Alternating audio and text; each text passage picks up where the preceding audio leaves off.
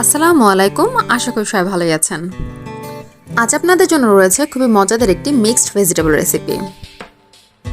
যেহেতু এটা একটা ভেজিটেবল রেসিপি, তাই এখানে থাকবে অনেক রকমের সবজি। এই সবজিটা আপনারা পছন্দ করেন অথবা ঘরে আছে এমন যে কোনো সবজি দিয়েই করা যেতে পারে। সো আমি নিয়ে নিয়েছি কুমড়া, চাল কুমড়া, মূলা এবং কাঁচা পেঁপে। সবগুলো সবজি একটা মোটামুটি ছোট সাইজে করে কেটে নিয়ে আমি ধুয়ে একটা পাত্রে বসিয়ে দিয়েছি এবং তারপর এখানে দিয়ে দিচ্ছি কুচো করে কেটে রাখা পেঁয়াজ, খালি করে কেটে নিয়ে কিছু কাঁচামরিচ দিয়ে দিচ্ছি। তারপরে দিয়ে দেবো স্বাদমতো লবণ, একটু হলুদ গুঁড়ো, ধনিয়া গুঁড়ো এবং আদা রসুনের পেস্ট। সো এই সবগুলো উপকরণ একসাথে দিয়ে আমি একটা ঢাকনা দিয়ে এটা ঢেকে দেবো। ও হ্যাঁ, ঢাকার পূর্বে পানি দিতে হবে, তবে খুব বেশি পানি কিন্তু দিয়ে দেওয়া যাবে না, কারণ এই সবজিগুলো নিচে থেকেও অনেক পানি ছাড়বে।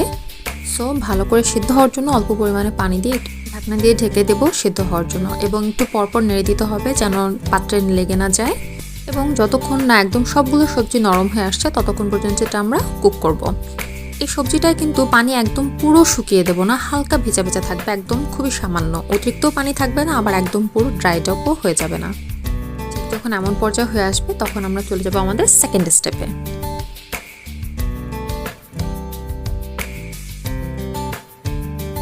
অন্য একটি পাত্রে আমরা একটু তেল নিয়ে নিয়েছি, তেলে দিয়ে দিচ্ছি হচ্ছে তেজপাতা, তারপরে নিয়ে নেব শুকনো মরিচ।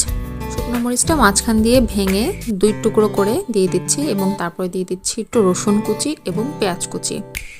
এবারে সবগুলো উপকরণ আমরা একসাথে ভাজবো, ঠিক বেরেস্তাটা যেরকম করে ভাজতে হয় এই পেঁয়াজটাও ঠিক ততক্ষণ ভাজবো যতক্ষণ বেরেস্তার মতো লাল হয়ে আসবে।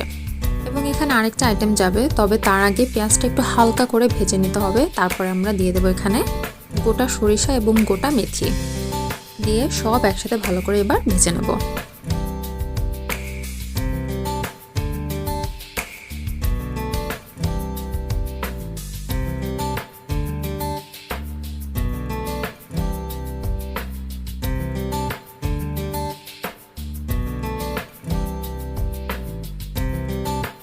সবজিতে এবার আমরা অ্যাড করে রাখবো একটু জিরে পাউডার এবং মাত্র যে ফ্রাইসটা রেডি করলাম এটা অ্যাড করে দেব। দিয়ে সবজিটা আবার ঠিক আমরা আঁচে বসিয়ে দেব চুলোয়। তারপর আমরা আর 5 মিনিটের মতো এটাকে কুক করব।